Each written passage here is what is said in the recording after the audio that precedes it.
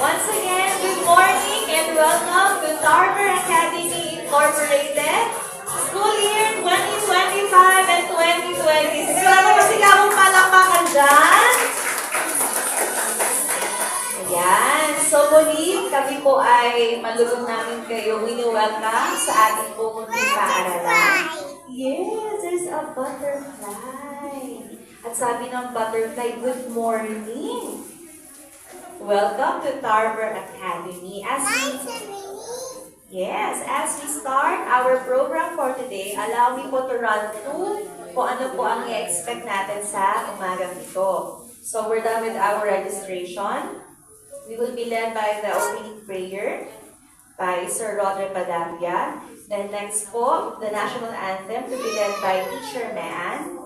We will be welcomed by our beloved principal, Ma'am Lorna. And you'll be hearing a short devotion from our school registrar, Sir Isagani Azur. Then later po, syempre, we will have fun because our teachers, Camille and Teacher Charla, will be leading us in our fun and games. And then may surprise po ang mga teachers. And you will get to know sino po ang mga magiging teachers ng inyong anak later on. And also, with you, meron po kami na ibigay na handbook. Ito po ay revised handbook for this school year. So, we will have a run-through po of our handbook. Sino po sa inyo may handbook na? Hello, butterfly. Ayan, sige po, kung wala pa po kayong handbook, pwede po kayong pumunta sa ating registration table. So, that will be your copy po of our school handbook. And then, we will be ending by closing prayer and then photo op po. So as we start, may I ask everybody to please rise as Sir Rodel will lead us in the opening prayer.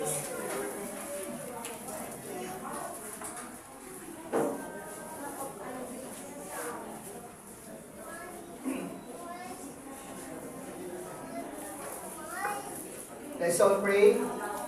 Lord God, we thank you for this day. Salamat, Panginoon, sa kalakasan, sa blessings, at sa patuloy po ninyong provision. We would like to entrust po sa inyo ang buong araw po ito. Kayo ang patuloy na manguna sa bawat isa po sa amin.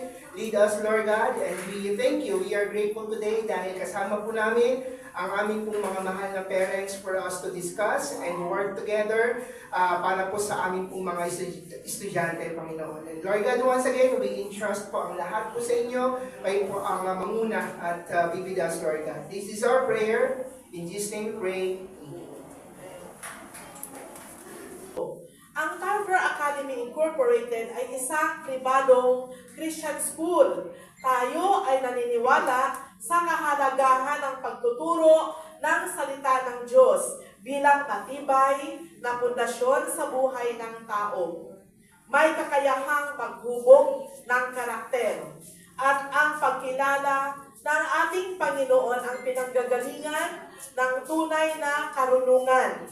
Kasunod dito ang kahusayan sa akademya at maayos na pakikitungo sa kapwa. Ang ating institusyon ay isang dekada nang naglilingkod sa ating komunidad dito sa bahagi ng Legion 2 at kinikilala din natin ang kahalagahan ng matibay nating ugnayan ng paaralan at ng ating mga magulang, pati ang ibang miyembro ng pamilya na tumitingin sa bawat mag-aaral tulad ng mga lola, guardian, upang maging matagumpay ang ating mga mag-aaral sa kanilang pag-aaral ngayon. Sa panibagong taon ng ating pag-aaral, muli naming hinihingi ang inyong 100% na kooperasyon at mas matibay. Magbibigay po ako ng maikling devotion dahil ito po yung mahalaga sa atin pong mga buhay. Dahil atin pong kinikilala na ang Diyos po ang ating tagapagbigay ng kalakasan at karunungan. Sa may mga Bible apps, buksan po natin ang ating mga Biblia sa Kawikaan, talatang 6, kabanatang 22 or chapter 22, verse 6. Sabi po dito sa Tagalog, ituro sa bata ang daang dapat niyang lakaran at hanggang sa paglaki, di niya ito malilimutan. Okay po, so sa ating pong mga magulang, muli magandang umaga. Sa pagsisimula po ng panibagong taon ng pag-aaral, tiyak na iba-iba po yung ating pong mga nararamdamang emosyon. Ano po? Yung iba natutuwa, yung iba may kaba, yung iba marahil ay mayroon pong mga pag-aalala, no? So yung mga anak po natin, maaaring first time na papasok ngayong school year po na ito, at yung iba naman ay papasok after vacation. Yung iba naman, maaaring may mga hamon na hinaharap. Pero ito ay yung mahalaga na makita po natin. Kaya po kayo nandito dahil mahal na mahal po ninyo ang inyo pong mga anak. Diba? So sa umagang ito, atin pong makikita na yung atin pong paglalakbay or journey as a parent ay hindi po tayo nag-iisa. Dahil kasama po natin ang atin pong Panginoong Diyos. Unang titignan po natin ay mahalaga po ang inyong mga papel or gampanin. Ang sabi po dito, gabayan lumakad ang mga bata sa tamang landas. So kayo bilang mga magulang, mga guardian, kayo po yung unang tagapaghubog ng inyo pong mga anak. Kayo po yung nagtuturo ng tamang asal, pag-uugali at pananampalataya. So yung mga teacher po natin, secondary na lamang po sila. Ano po? So kayo po yung programa ng school. Pwede po kayo mag-suggest sa akin. Kaso nga lang po, masasabi, maunahan ko na po kayo na hindi po natin yun basta-basta agad magagawa. For next school year po yun, yung mga suggestion po. If you have any suggestion, I'll take note for it. And then, hopefully, no, pag-pray natin na magawa naman natin yun or maisagawa natin next year. So, open po tayo sa mga comments and suggestion about this school year. So, before po tayo magpatuloy no, sa child protection policy and anti-bullying policy, gusto ko pong i-run through sa inyo ang mga programs this school year. Para may idea po kayo,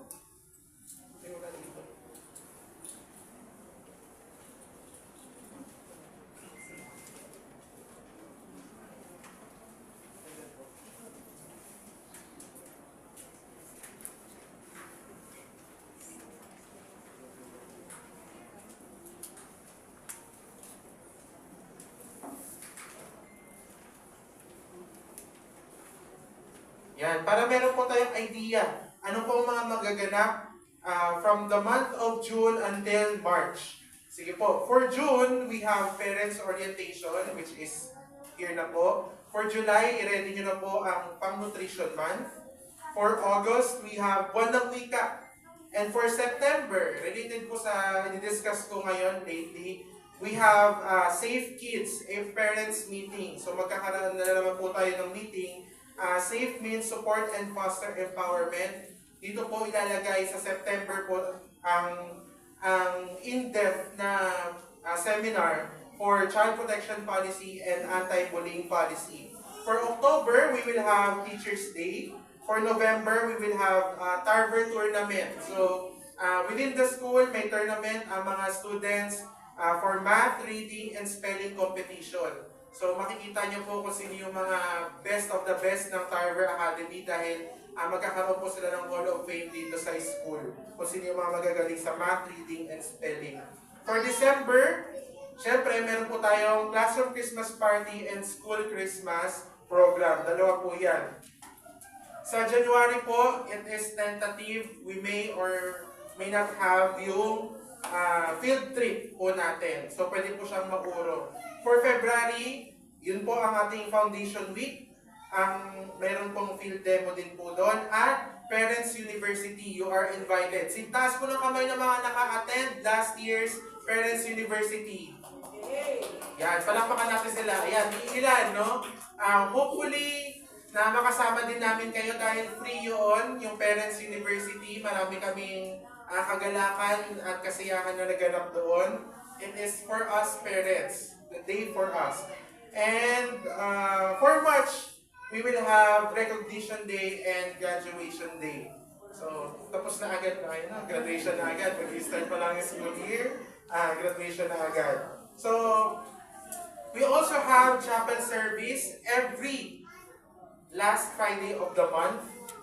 So, yun po. Every last Friday of the month, meron po tayong chapel service dito na nagaganap. Pero yun po ay para sa mga students.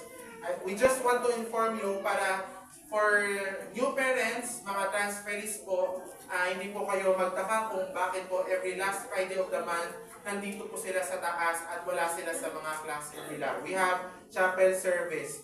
But we have December na hindi Friday yung chapel service. Magaganap po siya ng December 17, Wednesday. So yun lamang po ang ating mga school programs na incoming this. Sige po, tayo po ay manalangin.